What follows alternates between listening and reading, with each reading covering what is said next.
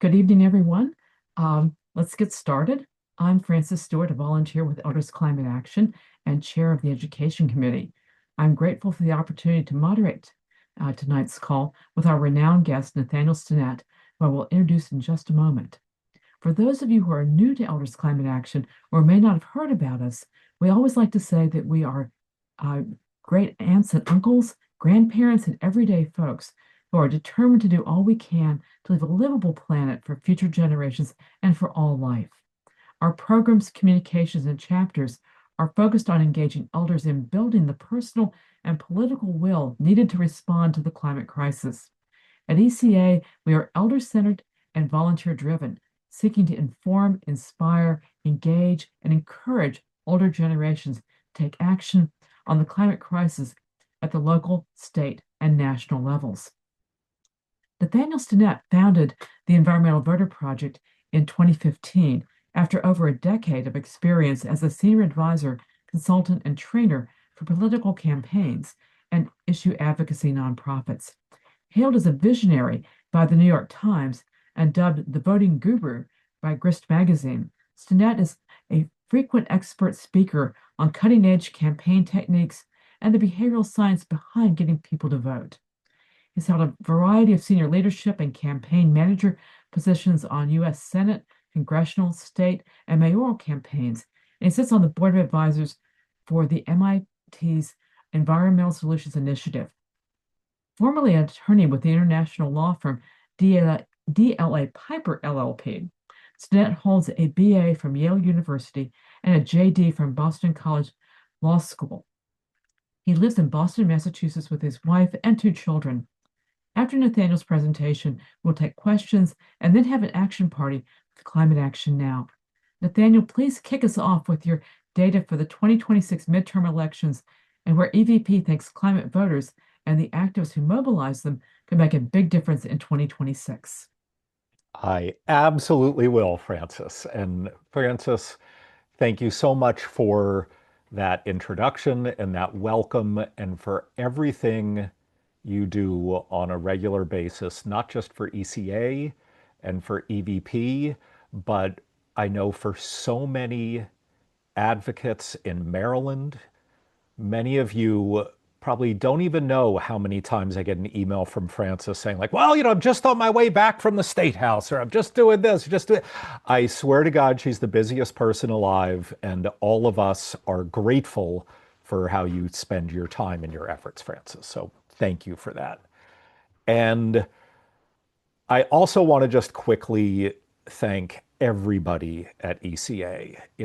Some of us were chatting before we logged on today, and Jen asked me, for how long have EVP and ECA been working together? Has it been a decade?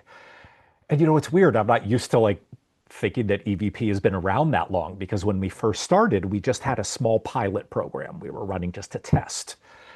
And before we even finished that test, that pilot program, a guy named Grady McGonigal in Massachusetts had reached out to us and said, hey, I am involved with Elders Climate Action in Massachusetts. We'd love to hear about your work. Can you come and meet with us? And we did. And it was just a partnership made in heaven.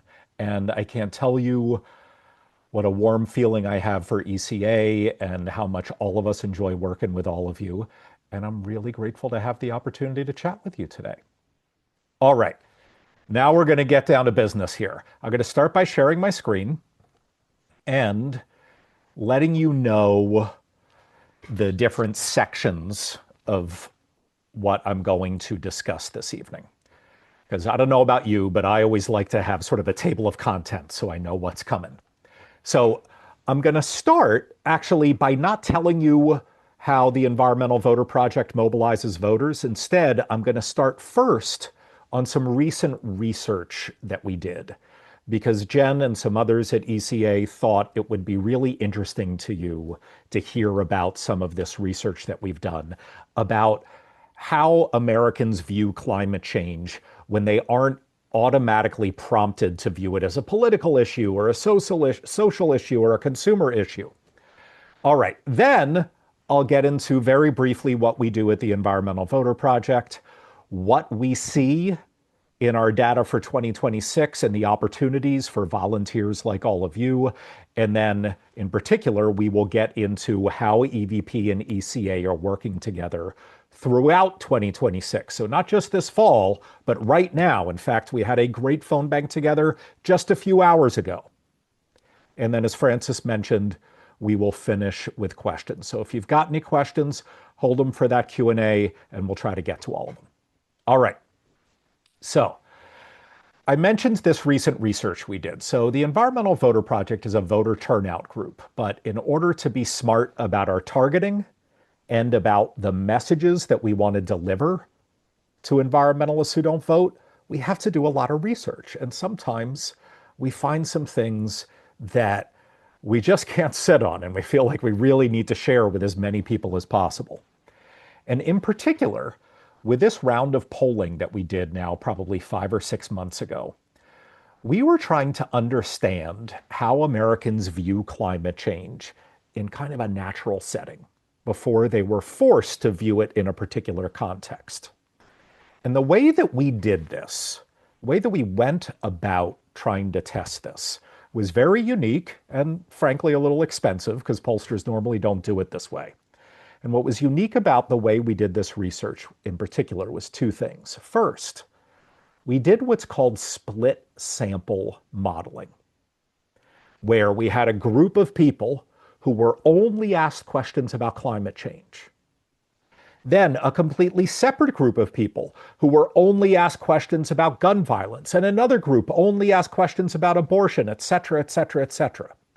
The benefit of doing these what's called split samples is that this means the people who we asked questions to didn't even know that they were part of a survey asking about a variety of political issues.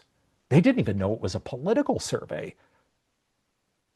And there's a lot of benefit to this because again, it's almost like we could creep up on people and try to figure out what do they think about climate change as they go through their everyday life before they are forced to view it in a particular lens. The second thing that was unique about this research that we did was we asked open-ended questions. If you think about another bias that polls often have, is they give people the answers to choose from, which obviously really limits the types of responses you'll get.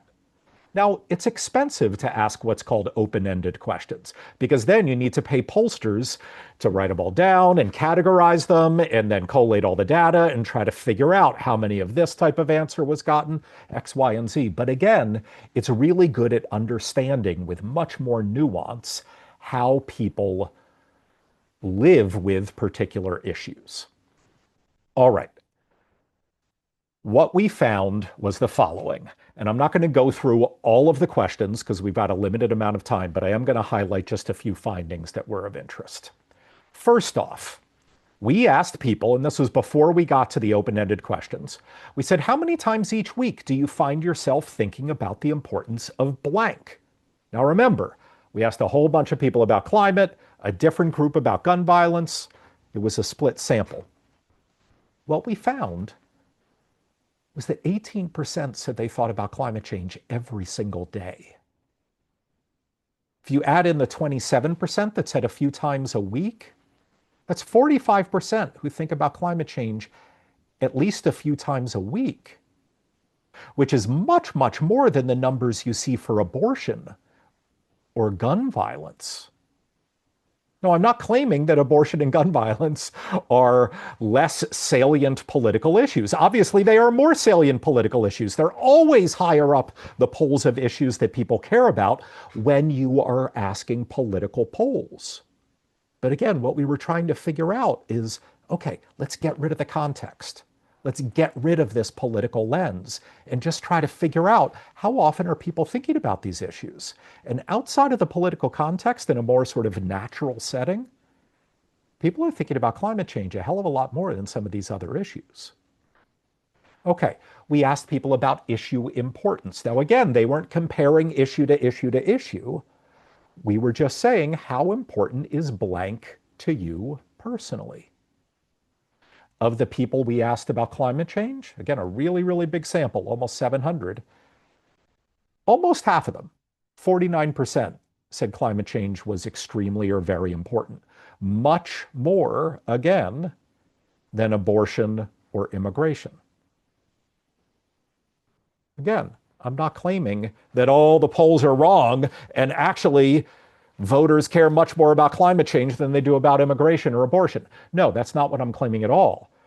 But I am claiming that maybe we misconstrue or maybe even underestimate the amount of concern that people have for climate change if we only measure it within a political context. And this is why I feel really confident about making that assertion. When we got into asking the open-ended questions, we got some incredible data. And the way that we framed these is we just asked people, okay, what solutions come to mind when you think of ways to address blank? Now, again, remember, people were in split samples. So we asked almost 700 about climate change, then another group about abortion, and et cetera, et cetera. And then we tried to divide the responses up into three groups. Solutions that are largely individual behavior, solutions that are political behavior, and things that are kind of a mixture of both. This is what we found out. When we asked people to name up to 3 ways that they can think of off the top of their head to address climate change, number 1 response, recycling. It's colored red because it's an individual behavior. Number 2 response, changing your lifestyle, consumer habits, educating people. 3, changing consumer habits, expanding renewables. That was kind of in between, purple, in between political and individual, kind of a little bit of both. Drive more EVs, blah, blah. Very few political responses. Only at the very end, with a teeny, teeny number of people, did they mention direct action and protest. Another way to look at this data that might be more telling is we stacked up all the responses. Look at all the individual behavior responses compared to the mixed behavior and political behavior. When you ask people outside of a political or consumer or social context, off the top of their mind, ways to address the climate crisis, almost all of their responses, by a 4-to-1 margin, talk about individual solutions rather than systemic or political solutions. All right, here's the benefit of having a split sample. Let's see how this compares to the other 4 issues that we asked people about. We asked people about gun violence. Number 1 answer by far, stricter laws, political. Number 2, also political. Number 3, also political. Number 4, also a political response. Number 5, kind of in the middle. Number 6, back to political, back to political. Finally, at the very end, we get some individual stuff. And then look at this. By an almost 20-to-1 margin, they gave political solutions to addressing gun violence over individual solutions. Same thing with abortion access. Finally, when we asked people about abortion, did they actually directly mention voting? Same thing with immigration reform. Same thing with education. And when you look at them all together, you can see the stark difference here, which is maybe a hell of a lot of people care deeply about the climate crisis. They just don't think of it as a political problem that requires a political solution. We think this is a really important finding. And we think it probably also, and this is a harder thing to answer, is at the root of why we at the Environmental Voter Project are able to identify so many people who care deeply about climate and the environment who are politically disengaged. It might not be because they're stupid, or it might not even be because they're frustrated by politics. It might just be they don't even think about the climate crisis in that way. Maybe they're just guilty and they feel like, oh, it's all my own fault. I need to change my consumer behavior as a way to address this. They're not yet viewing it as a systemic political problem that requires systemic political solutions, which is part of the reason why our work at Elders Climate Action and at the Environmental Voter Project is so important. All right. Hopefully, we were right in thinking that that data would be of interest to you. If you want to learn more about it, you can go to the results tab of our website and you can see our whole report on this study that is there. All right. Now I'm going to go into the second section. I'm going to very, very briefly introduce all of you to the Environmental Voter Project. And I say very, very briefly because I'm mindful of the fact that most of you are already familiar with our work. Some of you aren't. So I'm going to try to go in the middle there, okay? And very, very quickly go through stuff. So, in short, what we do at the Environmental Voter Project is we identify people who care so much about climate or the environment that it's their number one priority, yet they don't vote, and then we mobilize them to become better voters. That's it. That's it. We don't try to change their minds. We don't try to convince them to care more about climate. We don't advocate for particular policies. All we are doing is finding the people who already care but aren't voting and then changing their behavior. We like to say that we're in the behavior changing business, not the mind changing business. It's a 4-step process. I'm going to go through these very quickly. I apologize ahead of time if some of you want more explanation. If you do, don't worry. I'm going to end this little section by letting you know about an Intro to EVP webinar that you can attend if you want to learn more about our work in depth. But how we do our work is a 4-step process. First, we work with data scientists and build what's called predictive models on voter files.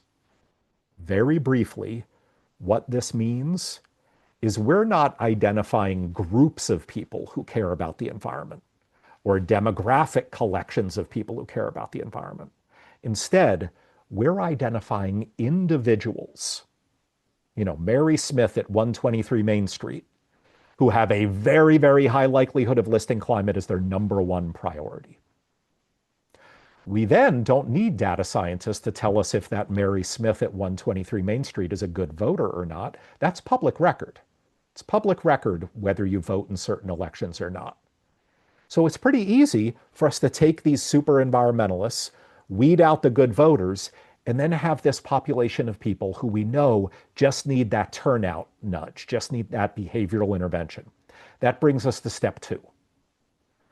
We partner with tons of great organizations, none as great as Elders Climate Action, and we have thousands of volunteers around the country who help us call, canvass, and send postcards to these voters. We as an organization also do direct mail and digital ad campaigns, all with proven messages that our experiments show can successfully turn these non-voters into first-time voters, into consistent voters.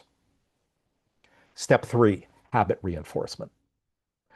We aren't interested in just getting these people to vote once in an important election here and there. We want to turn these non-voting environmentalists into consistent voters. And if you're in the habit-changing business, what that means is you need to get as many bites at the apple as possible. You need to talk to them in as many elections as possible. Because the simple truth is the only way to get someone to start voting is to get them to cast a ballot in an election. And so you want to take advantage of all those elections. And so we work year round.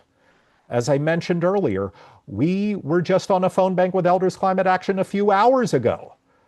It is always election day at the Environmental Voter Project, and we're always mobilizing voters for local, state, and federal elections, because ultimately our goal is step 4, which is to change the electorate.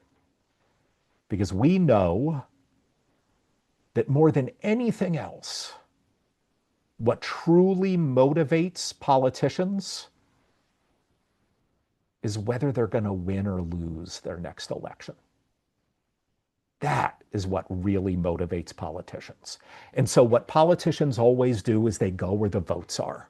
Not because they're craven and not because they're awful, but because, That's what it takes to be a politician in a democracy. By definition, you have to have won enough votes. So, what we're trying to do is flood the electorate with as many climate first voters as possible. Because if we do that, we know that politicians will lead, not out of the goodness of their hearts, but just because they want to win. Very briefly, we've submitted our work to randomized control trials, and we always do this. What this means is we set aside a control group, and then after the election, we can look at increases in turnout among the people we targeted and compare that to that control group that we didn't talk to. And over the past 4 years, we don't have last year's data yet. We will in a few months. But over the past 4 years leading up to last year, we were able to prove in dozens of randomized control trials in 21, in 22, in 23, and 24 that we were solely responsible while controlling for all outside groups and other campaigns and everything for increasing turnout by as much as 1.8 percentage points in presidential general elections, 3.8 percentage points in other statewide elections, like midterms that are coming up, and as much as 5.7 percentage points in local elections. And those are big numbers in politics. And as we all start thinking about the midterms, those numbers in non-presidential statewide elections, things like 3.8% boost in turnout, 1.9% boost in turnout, that's our goal for this fall. And that can make an enormous difference because I'm going to start showing you some of our data for this coming year, and you'll see how many people we are targeting. Over the long term, what this means is that since I first met Grady McGonigal in Massachusetts at that first ECA meeting I showed up to, we have now spoken with almost 12.8 million unique individual voters, and we've tagged them all in the voter file. And we track them because whether you vote or not is public record. What we can now say is almost 2.2 million of these non-voters have now become such consistent voters that they're voting in their most recent federal election, their most recent state election, and their most recent local election.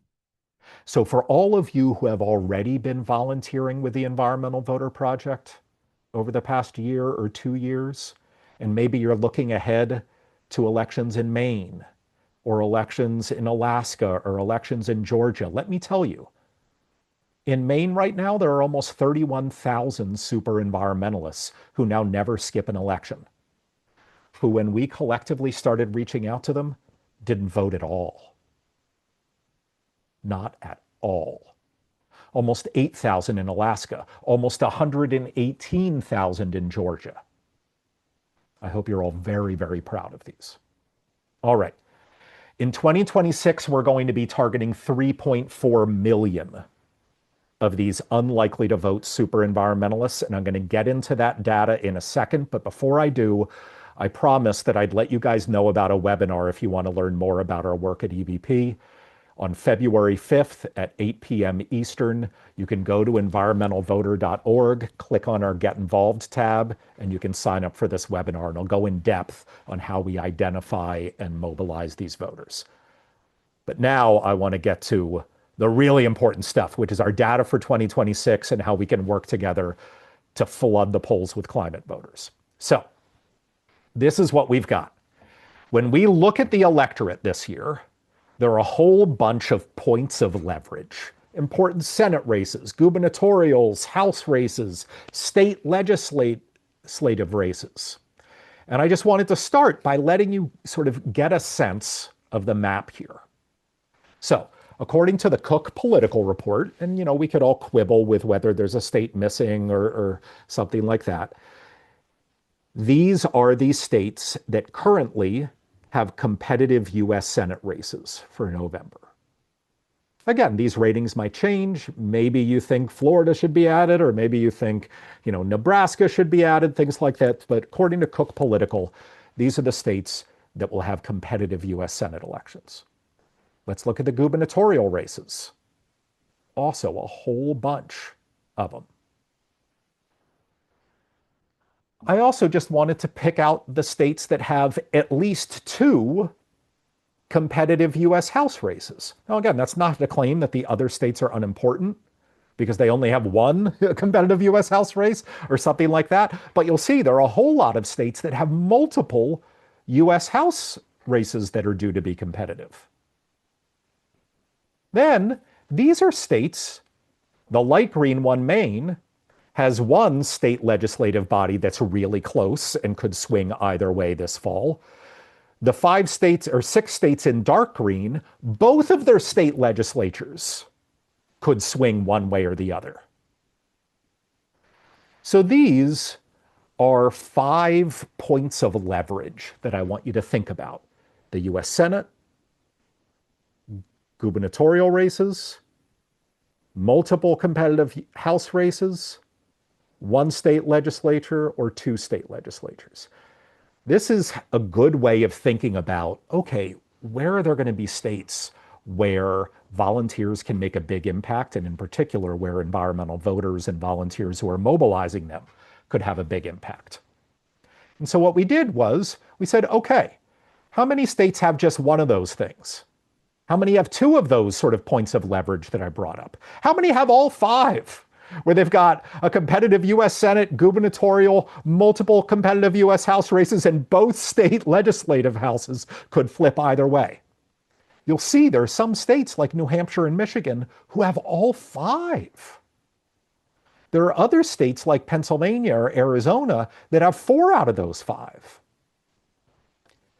We at EVP are working in almost all of them. Don't be confused by some of these squares being yellow and some being red. I just wanted to make sure that you could see them on top of dark and light backgrounds. But you'll see EVP is giving our volunteers and all of you an opportunity to work in a lot of these really high leverage states where everybody who casts a ballot won't just be deciding one important thing like a US Senate race. They might be deciding with their one vote a Senate race, a gubernatorial, a House race, and control of 2 state legislatures. That's really, really high leverage volunteer opportunities. All right. As I mentioned, we have identified 3.4 million targets this year across our 21 states. What does it mean to be one of those targets? It means you are already registered to vote. So you've passed that hurdle. We have also, by building these predictive models that I mentioned, we have identified you as being highly likely, so it means at least an 85% likelihood of not just caring about climate and the environment, but literally listing it as your #1 priority over all other issues. That's important to us, that it's a #1 priority, because remember, we don't want to waste time on any education messaging or persuasion messaging. Other groups do that, and they do that really well. What we just want to do is find the people who are with us, and we really want to get them to cast a ballot, but they don't have a history of casting a ballot. And that gets to the third criteria of what makes a target. Not only are they registered to vote and highly likely to list climate or the environment as their #1 priority, but by looking at their previous voting history, we know that they're really unlikely to vote in a midterm general election unless they're mobilized to do so. So we can pretty much guarantee you're reaching out to people who don't need persuasion, but they absolutely do need mobilization. They're not going to get a gazillion calls from campaigns because they're not good voters yet. And if we look at individual states, and I'm not going to take a whole lot of time on every single state, but I did want to give you some numbers. It's very hard to come to an EVP presentation and not get a lot of data thrown at you. So I didn't want to disappoint anybody. Let's look at how this 3.4 million breaks out over various states. In Alaska, we have almost 25,000 targets. That's a big deal in a state where maybe 260, 270,000 ballots will be cast. Almost 93,000 in Arizona, where there's going to be a gubernatorial race, 3 tight US House races, and both state legislative houses are up for grabs. Almost 44,000 in Nevada, over 160,000 in Colorado, almost 50,000 in New Mexico. Look at that, Texas, holy moly. Almost 432,000 of these already registered super environmentalists who are unlikely to vote in Texas. Kansas, Nebraska, Iowa. Oh man, my staff is already sick of hearing me talk about Iowa. It is like my own personal obsession this year because they've got a gubernatorial, they've got a US Senate, both of which are likely to be competitive, and three of their four House districts are likely to be competitive. Michigan, it was along with New Hampshire, one of the two states that had all five of those criteria. We'll see Louisiana, Florida, Georgia, North Carolina, Virginia, where a lot of you are, Pennsylvania, tons of targets in Pennsylvania, New Jersey.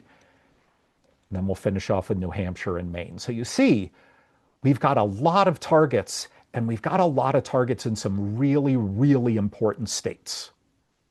Okay, I want to give you some context for these numbers because unless you live Alaska politics, you might have no idea what a number like 24,000 means in Alaska. So let me give you some context for a few of these states. In 2022, in the US House special election where Mary Peltola won the race, she won by a margin of 5,219 votes. Last year, or a year and a half ago in 2024, she then lost that House election by 7,876 votes. Now, there's only one House seat. This is the entire state of Alaska. It's an at-large seat. As a reminder, EVP is targeting almost 25,000 of these unlikely to vote super environmentalists in Alaska. It's a really high leverage population of people. Okay, let's take Arizona as an example. Last time they had a gubernatorial election, they've got another one this fall. The margin was 17,000 votes. We're targeting almost 93,000 voters in the state. Take one of their really competitive congressional districts, the 6th congressional district in Tucson and kind of east of Tucson. The margin there in 2024 was less than 11,000 votes. We have double that number than we are targeting in a teeny little House district. Michigan, 2024, there was a 19,000 vote margin for their US Senate election. We're targeting over 88,000. And they've got a tight gubernatorial, a tight US Senate, and both houses of their state legislature that are going to be tight. New Jersey, the 7th congressional district was decided by fewer than 8,700 votes in 2022. We're targeting like 5 times that number, 4.5 times that number in New Jersey 7th. North Carolina, in 2022, they had 120,000 votes decide the US Senate race. 2020, it was 96,000. So the last 2 US Senate races in North Carolina have been decided by that number. We're targeting over 150,000. Finally, I'll just say in Pennsylvania, 2 House districts where again, you'll see the number of people we are targeting is really, really big. Sometimes just having these raw numbers assigned to a state doesn't mean that much unless you have this context and you have a sense of how close elections can be in those states or in particular US House districts.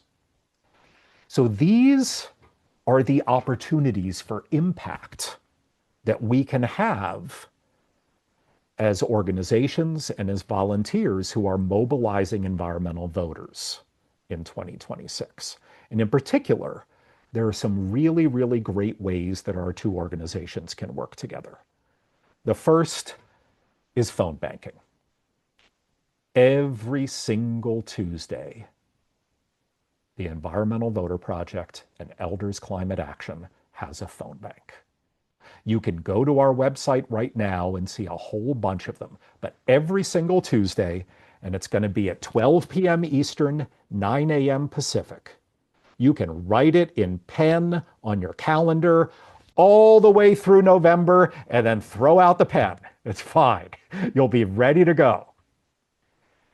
What's really, really great about this is you can get into a habit. As someone who lives behavioral science, I can tell you these habits are important. And you have the solidarity of doing it with other ECA members, which is so important. And just to give you a sense of the type of impact you could have, election night, not to cause any of you more anxiety than you need these days, is exactly 40 weeks from today. It's 7:37 Eastern. Polls are going to start closing exactly 40 weeks from right now in many states on the East Coast. So you could have 40 of these phone banks if you do one ECA phone bank each week. Shannon, our national organizing director, looked at previous ECA phone banks, and she said in an ECA phone bank with the Environmental Voter Project, usually one volunteer will have 55 people pick up. It's a lot. Now, honestly, not all of those pickups are the people you're looking for. Some of them like, oh, Joe doesn't live here anymore. Or maybe they are the person you're looking for and they say, thanks, have a nice day, or maybe not even that, and hang up. But 22 of them, on average, are full conversations with your targeted voter. What does that mean? It means between now and the midterms, if you did one of these ECA phone banks each week, you might speak to almost 2,200 of these potential climate voters, just yourself, just one person. That's an enormous impact that you could have. Remember how many of these targets we have in each state. And you alone could be talking to over 2,000, just one of you. You as a group could be hundreds of thousands, millions even. All right. Just to give you a sense of the next 4 phone banks that are already up on our website, next Tuesday, we are calling for the New Jersey 11th Congressional District primary. There are a gazillion Democrats running in the primary there. The next week, we're calling for 2 special state House of Representatives elections in Pennsylvania. Really, really important elections in a state house that is razor thin. After that, the Georgia 14th Congressional Special. This is Marjorie Taylor Greene's district. After that, Johnson City, Kansas. Johnson City is one of the largest, I'm sorry, Johnson County, Kansas. It's one of the largest counties in Kansas, and Kansas has an open gubernatorial this fall. This is a great opportunity to start turning non-voters into new voters. We also are doing door-to-door canvassing. We've loved canvassing with ECA people in Arlington. We've also had people like Francis come in from Baltimore and elsewhere around the DC area. We're going to be canvassing in Philadelphia and Pittsburgh and Atlanta. We would love to have you join us for that. Again, on our website, you could sign up for those. We would love to work with your ECA chapters to figure out how to get you on doors talking to these voters.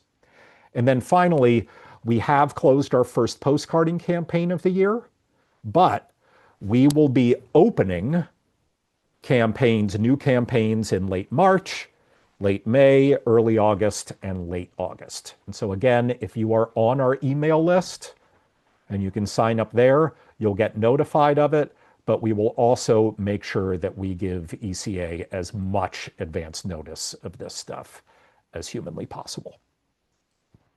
All right. So I just want to close so we can get to Q&A because I see a lot of great questions coming in. And I want to remind you some of the stuff that I've mentioned. We make it so easy for you to contact voters. We have tested scripts. Each phone bank begins with a training where you're not making calls until you're comfortable. And let me tell you the easiest part of it, that very few people will ever say when they're recruiting you to come to a phone bank. If you don't like it, you can just hang up and stop calling. Think about that. What are you worried about? If you don't like it, you can stop. I think once you internalize that, you really owe it to yourself and to other ECA members to show up and give it a try. Just give it a try. Because what many of you are also yearning for, or else you wouldn't be here, is having a real impact. And as I mentioned, we run all of our campaigns through what's called randomized control trials so that we can prove, while controlling for outside variables, whether we alone had an impact on turnout. And we've run so many of these randomized control trials that we have an extraordinary luxury right now. And what that luxury is we can now say that we never give volunteers a script or a postcard or anything to do unless we've proven that it can increase turnout. The rare occasion where that's not true is if we're running a new experiment, in which case we tell you, hey, we're testing a new message here. And the final reason why you should sign up for these is solidarity. You don't need me to tell you what a scary, lonely time we're all living through right now. It's really hard.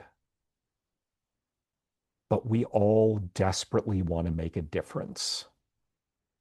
And doing that with a group of people who feel the same way as you is so special. And maybe you don't even know it's what you need, but I promise you, you need it. Being able to see a group of people on a regular basis and take action for these things that you care about is so important. So please, I would love to see you on a Tuesday phone bank. I'd love to have you join us for postcarding or knocking on doors. And again, I just want to thank everybody at ECA for being in solidarity with me and doing this work with me. It's a real honor and pleasure to do this work with all of you. All right, I went a few minutes over, but we've still got time for a bunch of questions. Thank you so much, Nathaniel. That was very informative. And as I'm sure you've guessed, we have a bunch of questions. One was, looking at voter behavior, what percentage of registered voters typically vote in an election? It's a great question. It varies depending on the type of election you're looking at. So typically speaking, if you take a baseline of registered voters, so you could take a different denominator. Sometimes you'll hear turnout over a denominator of eligible voters. I like to use registered voters because in many states you can't just walk up and register. So in some ways, registration is sort of a precondition to even being mobilized. Usually in a midterm election, like the ones we'll be coming up on in November, depending on the state, you're going to get anywhere from 38, 39% of registered voters to vote, up to 55 or maybe even 60% of registered voters voting. So some states like Maine, Minnesota, Wisconsin, Utah, it's going to be closer to 55, 60% of registered voters voting in a midterm. States like Texas, Louisiana, you might have well below 50. For presidentials, much higher, locals, much lower. So it sounds like there's a pretty wide range. With the voters that we target, what percentage of them go on to vote? Great question. So what we try to do is create a universe of targets who any campaign, if I was running Francis's campaign for governor in Maryland, the first step we would try to do is figure out who is likely to vote so we could talk to them. So what EVP tries to do is figure out, okay, who are the likely voters? Let's get rid of all them and only talk to what's left, the unlikely ones. Now we know that they don't have a 0% likelihood of voting, but what we can do is, remember, we run these randomized control trials. where we set aside a control group and don't talk to them, and then we measure the impact we have on the treatment group, the people we actually communicate with. And after the election, we can look at that control. And that control is a perfect way to answer your question, which is what's sort of the baseline level of turnout of these people we target. Now, again, it varies from election to election, but we would expect in our control group for a midterm election anywhere from 15 to 20% turnout. So these people are really, really unlikely to vote. So, what's more effective to mobilize these voters? Phone calls or postcards or canvassing or the other techniques that you use? Great, great question. I am going to answer it and then give you an additional answer that I think is important. So, how about that? We like to think of this not just as measuring the effectiveness of various interventions, but also measuring the efficiency of interventions. So, what do I mean by that? Effectiveness is with each contact made, how much, what's like the maximum that you can boost turnout? Efficiency takes that maximum boost in turnout and divides it by cost or by the amount of volunteer time that goes into it. So a perfect way to think about this is if you're making calls, you're going to be able to reach people a lot faster than if you're sitting at home and writing postcards or if you're knocking on doors. So efficiency needs to be in the equation as well. Okay. By far the most effective, so the most you can boost turnout per contact made, is still good old-fashioned door-to-door canvassing. One human being having a conversation with another human being face to face. But it's not always efficient. We try to make it very efficient, but even at its most efficient, maybe you're going to knock on 40 doors over the course of 3 hours. And boy, can you reach a whole lot more voters over the phone doing that. So I am going to get to efficiency. The next effective after door knocking is direct mail and digital ads. Finally, on the sort of scale of effectiveness is volunteer phone calls and volunteer postcards. But they are all effective, at least with the messages that we use. All right, now let's talk about efficiency. Door-to-door canvassing is not terribly efficient. Phone banking and digital ads are very efficient. Direct mail is a little less efficient, and postcards is probably the least efficient, kind of tied with door-to-door canvassing, just because it takes a lot of time for people to write postcards and then mail them. All right, I'm going to finish with 2 caveats, though. One, there are certain things you feel comfortable doing and certain things you don't feel comfortable doing. So maybe you want to do something that's inefficient because you need to give yourself a break, or you do it while watching TV or something like that. Boy, is that okay. And the second thing is, what we know is that you not only can you layer these on top of each other pretty aggressively before reaching a point of diminishing returns. So multiple interventions over multiple modes is very important and doesn't eat away at each other. But you also should, because there are some people we can't send mail to, or there are some people whose doors we can't knock on because they're in a gated community or up in a high rise, or there are some people who we don't have phone numbers for. So it's really important to have multiple interventions going at people. So I know that was a big set of answers to one question, but hopefully it gave you a lot of good information. It did. Um, Someone's pointed out they've never been very good at phone banking. They're afraid that they're going to forget the right things to say, and also was concerned writing postcards. What they're going to know what to say. How does that work? Great, great question. So let me take those in order. First, when you call someone, no one sees your phone number. They see the Environmental Voter Project's phone number. So you don't need to worry about that. Second, what you're going to do is you're going to sign up for a Zoom like this, and someone is going to train you. and they're going to walk you through a script that you will also have up on your screen when you call people. They're going to teach you how to use all the buttons until you are comfortable.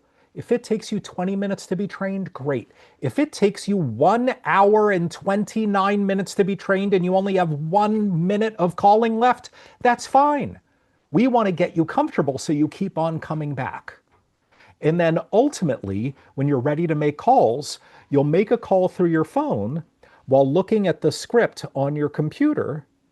And if someone, you say, hi, this is Nathaniel with the Environmental Voter Project. Want to know, are you voting early or by mail or on election day? Oh, on election day? Okay. And you can click by election day. Oh, well, I see your polls are open, blah, blah, blah. We give you all of the responses you want. We have scripts that support you and give you everything you could possibly want to say. And the same thing goes for postcards. If you sign up for postcards, we will pay for the stamps if you want us to.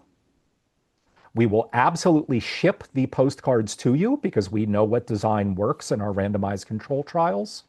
We will give you the names and addresses to mail them to, and we will tell you exactly what to write. So not only will we not just leave you on your own to write stuff, we won't let you write your own thing. We don't want you to write your own thing. We want you to write what we tell you to write because we've tested it and we know it works. So don't worry. You don't need to be anxious about any of that. We will give you all you need to say. Great. Now, we're getting in touch with people who are super environmentalists, but how do we know they are? Great, great question. So, this is something that I breezed over in that intro part to EVP, in part because it takes a little while to explain. And so, if you are really interested in an in depth answer to this, I encourage you to come to that intro to EVP webinar on February 5th. But let me even if we don't have time to go into how our predictive models are built, I can certainly spend a little bit more time talking about them and tell you how we test them. And that will really answer your question. So the way we build these predictive models is that we poll tens of thousands of people, ask them what their number one political priority is, and then isolate the people who say climate and the environment. So these are people who have told us climate and the environment is their number one priority. So we know that for a fact, and we tag them on voter files.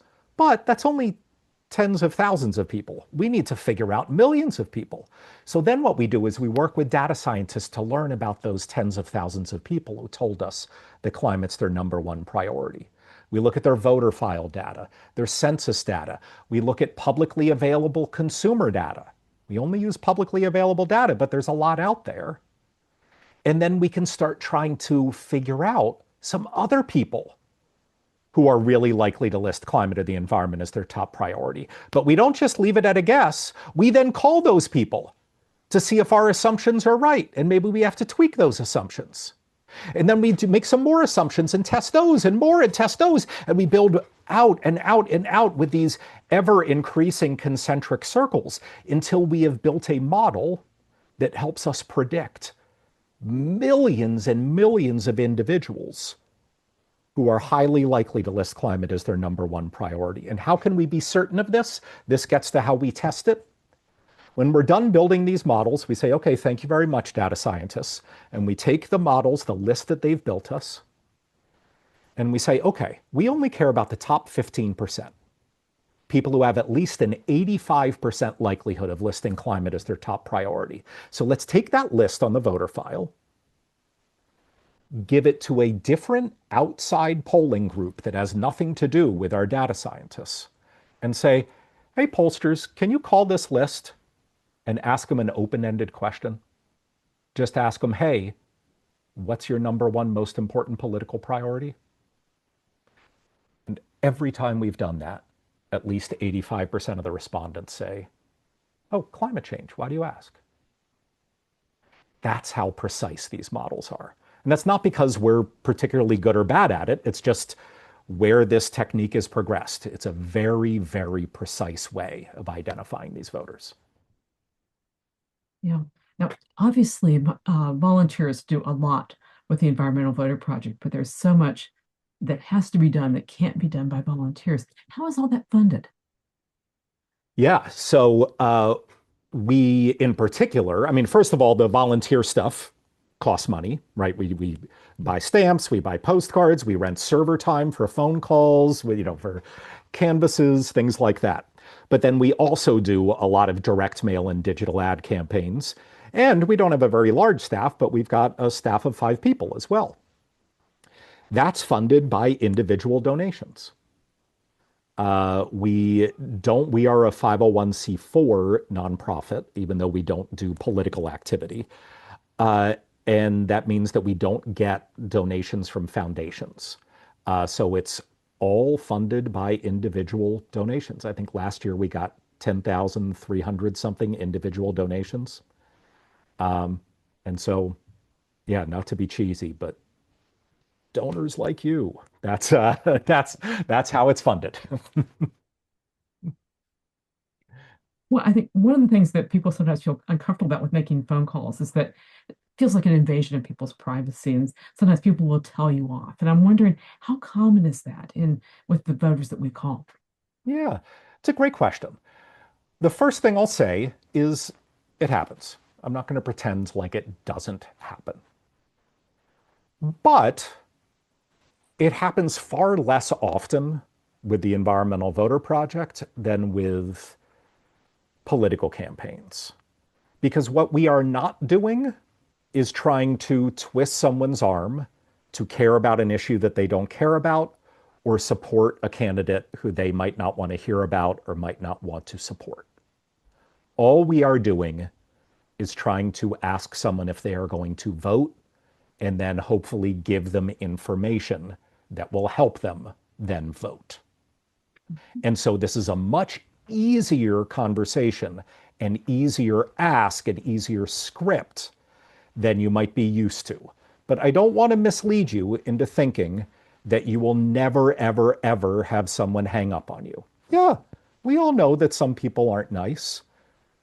They are almost never aggressive or mean or anything like that. And if they are, then we knock them off our list and never call them again. Usually, the worst thing that will happen is someone will just say, not interested, and hang up. And then you'll write, do not call, and we won't call them again. That's usually the worst it gets. And that's rare, certainly rarer than with other calling campaigns. Looking at the questions and trying to figure out what we have time for one and that we have more than one left. Um, what is the number one thing people still want to know? One thing that may not be the number one thing, but people wonder about how does the dialing program work? How much of a lag is there? Because sometimes people will hang up and they don't hear anything. Yeah, so there it has gotten much, much better. So there used to be sometimes a 1 second lag with a previous company that we were using for our dialer. We no longer use that company. We are now using a company called Scale to Win. And what all of our volunteers have said is that not only is the interface much easier and more intuitive, but there is almost no lag. But I want to be clear here. No predictive dialer is perfect. The whole idea of a predictive dialer is if you're one person making calls, you can only ring one phone at a time, right?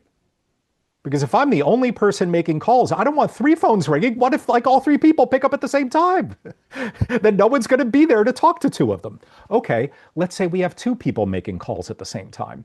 Well, maybe maybe we can risk ringing 3 phones because 2 people are making calls. Maybe the dialer won't call that third phone until it feels like you've hung up the second call and you're just entering in some data.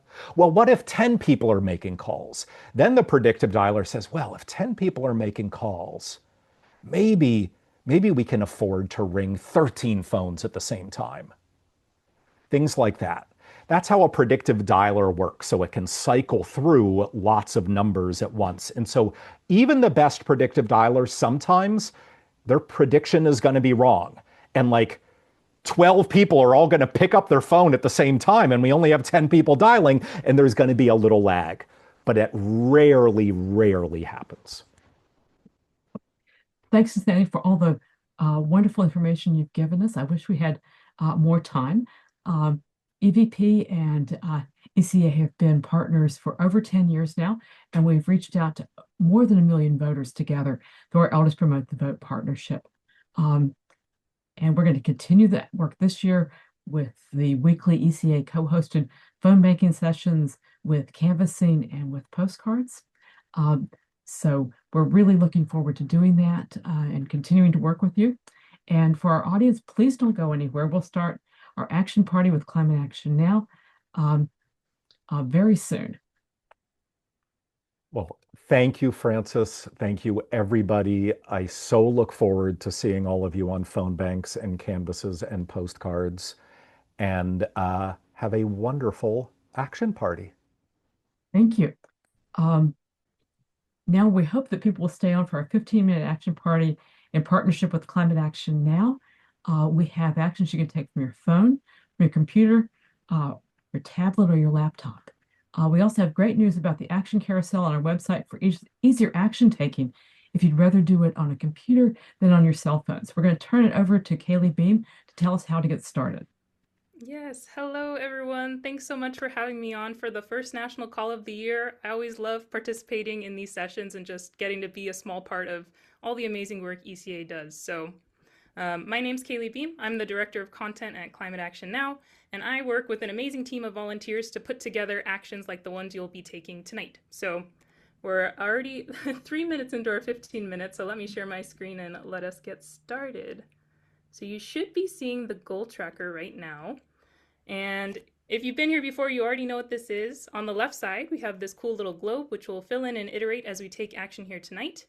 But one thing that's different about tonight is that the QR code and link will take you to the action carousel that Francis was talking about on the Elders Climate Action website rather than the CAN app.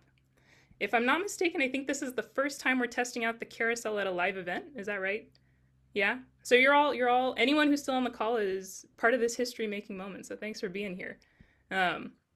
So if you want to access the carousel on your computers, feel free to type in the short link or click on it. Let me drop that in oh yes, the carousel is already in the chat. Actually, Paloma, I'm going to give you a link that has the specific campaigns for tonight, if you don't mind sharing that with the full audience. All right, so that link should be coming to you shortly, but if you prefer to use your phone or tablet, you can also just point your camera at the QR code box, wait for that little pop-up to appear, and tap on it to get to the carousel. If you've never used the carousel before, you'll have to put in some basic information to take action, like your name, address, email, and personalized message. And if you already have an app account, but you're using the carousel for the first time, you won't have to start from scratch, and you will not lose your tree progress. I know that's something people worry about. The carousel will recognize your email and prompt you to enter a verification code. Once you put that in, it will transfer all your progress from the app to the carousel. And of course, for any dedicated app users, we appreciate you. You can still access tonight's campaign through the campaigns tab there. So that was a lot of talking from me, but let's see if we can reach those 100 actions in the next 10 minutes. Thanks, everybody. Kaylee, do you have access to the list? Maybe you could just mention some of the titles to pique our interest. Yes. Let me get that pulled up really quick. So we didn't have I was trying to think about what actions would be a good fit for today's call, and I thought it would just be a good opportunity to kind of remind our elected officials what our top priorities are going into the midterm elections this year. So lots of actions focused on clean energy, grid reliability, and improvements. We've got one here focused on tell your state representatives that the American people want leaders who will fight for energy affordability. And that action references all of the amazing candidates who ran on energy affordability in 2025 and won, like the new Virginia governor, and I think it's the new New Jersey governor as well. I believe it was New Jersey, but just some amazing wins in 2025 for people who campaigned on clean energy. Others include, oh yeah, and then of course we have some of the ECA featured actions as well. So plug-in solar is a huge topic right now. We have encouraged your state leaders to deregulate plug-in solar. If you don't know, it's the Make Polluters Pay week of action. So we've got an action urging your governor and state legislators to hold big oil accountable. So really just running the gamut today, but the real goal is to remind our elected officials what our top priorities are. Yeah, after this big nationwide storm, I think energy affordability is top of mind. There's so many of us trying to stay warm. So that's really timely. Thank you for that in particular. Whoa, sorry, I'm seeing the goal jumped What a up to what a goal. 13,000. Sorry, I think so like I said, we are testing this out for the first time. And it looks like we hit a big number. So let me reset this to 0 and then we can start from scratch. But I'm so sorry about that. Always tech troubles with new technologies, but the good news is the carousel is working great.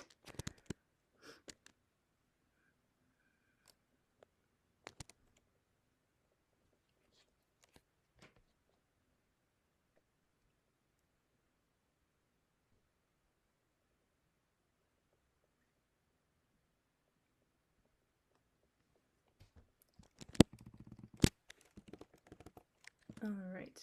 So there we go. That's back down to a regular number, and now those actions are coming in. So sorry about that, everyone. Thank you so much.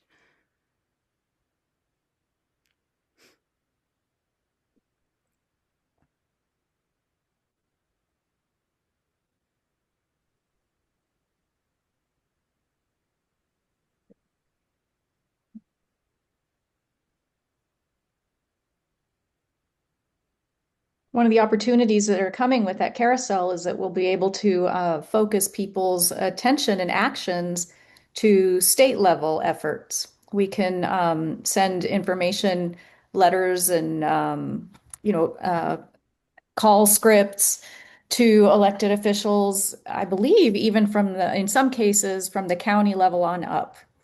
So it's a really robust set of data sets that gives us access to a really wide audience across the country, all up and down our elected official offices. Yeah, we can, and I think they're always adding more cities. So we have the option of contacting city councilors and mayors, depending on where you live. Usually that functionality is available for bigger cities, but they're adding more and more contacts every day, the system we partner with. So basically anything that you can do in the CAN app, you can do with the carousel. It's just kind of lowers that extra barrier to entry with getting a whole app. Mhm. And now everybody can access the actions on the CAN app through the ECA website. So you can just go to the ECA website, you go to the homepage, you'll see it right there on the homepage, or under our action tab, and go ahead and go to the climate action carousel. And that's where you can find, anytime you come back to our website, you'll find new actions. So if you run out of ECA actions to take, it'll plug in some of our partners, some of our coalition actions. But you'll always find something that you can do, an action that you can take working on climate on our website through the CAN carousel. It's a really great addition to our site. We're very excited about just the opportunity for action that it brings. And not only that, but it prompts you to take another action and another action after that. So it gets people in the habit of not just taking one action at a time, but maybe taking 4 or 5 or 10 actions at a time. And that really adds up over time. It's how we build the political will to make change. So they only know that we want change if we're telling them. And I hear sometimes that, oh, signing petitions or sending letters isn't going to do anything. It does. I promise you it does. It's the things that built the political will to get all the things done that we've gotten done so far. A lot of that has been overturned in the current administration, but that doesn't mean we can't get those things back. But we have to keep building political will for climate action. We can't stop. We have to keep the momentum going, and we have to keep in their ear so that they know it's a priority for voters. So this is a great opportunity for us to stay in their ear. When we go in, when we talk to our members of Congress, it's good when they recognize our names. They should recognize our names. I want my members of Congress to know my name when they see it. Um, and I do because I contacted them a lot. So use your voice, contact your members of Congress, contact your state level decision makers. That's the great thing about CAN or the CAN carousel is that it connects you up to those local and state level legislators like we were talking about, and gives you messaging that you can submit to those folks too. So all levels of government, really important for us. Whoa. Just had Yeah, a so good I little think we're seeing the all of the actions that you're taking. It's finally catching up. Yeah. So that's awesome. But yeah, I love what you were saying about building political will, Jen. I think It's that's a time to huge. just Oh, I think that's a huge part of what's great about the carousel. And right, ECA is one of our early adopters of the carousel. We're so happy that you've taken to it and you like it and you've got it on your website. But basically, any environmental organization, anyone with a website, even if you don't have a website, we can host a carousel for any local chapter, local organization. So there's a real element of scalability to it, which has us feeling really optimistic about the potential of this tool for building political will. And there is a little element here of us learning, a new way to access this information. So I appreciate everybody taking the time to view the website, look at the carousel, kind of get familiar with it. I think you'll find a lot of similarities to the app, but now we're not fumbling with such a small little screen that I seem to drop often. So my laptop is nice and stable and comfortable. Honestly, I prefer being able to see much bigger print, font to view these actions. I think it's a nice visual way to access all this great information. So thanks to everybody for taking the time to read through and get familiar with a new access point. And it's easier to customize your message. And customizing our messages helps our messages get delivered. It helps them be a little bit more impactful when they do get delivered. So you can customize your message easier when you're on your computer than when you're on your phone. At least for me, I always find it easier to type with an actual keyboard than trying to find the little boxes on my phone to peck at. So.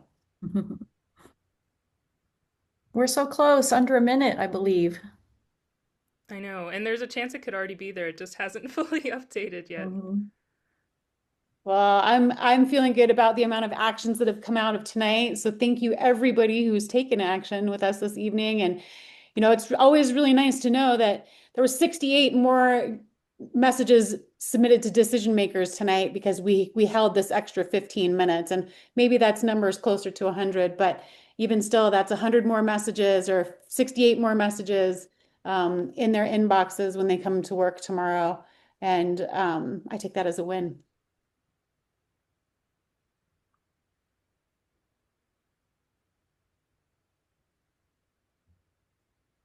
Well, maybe it'll give us one last little update I know, here. I'm waiting for it. I'm like, come on. Just one last little jump. We are at the hour. Oh, we just went up by one. Well, we made it to 69. We're at the hour. Thank you, everybody, for joining us tonight. And we hope you have a wonderful evening. We will send the recording out tomorrow, and we'll link to this collection of actions so you can make it go past 100 if you continue taking action with us. Yeah, thanks so much again for having us on and testing this out with us. And next time we promise it'll be working even more smoothly. So thank you so much. Thank you, Kaylee. We love our partnership with Climate Action Now. So thank you. It's so wonderful to be able to bring this forward. All right. Thanks. Great evening, everybody.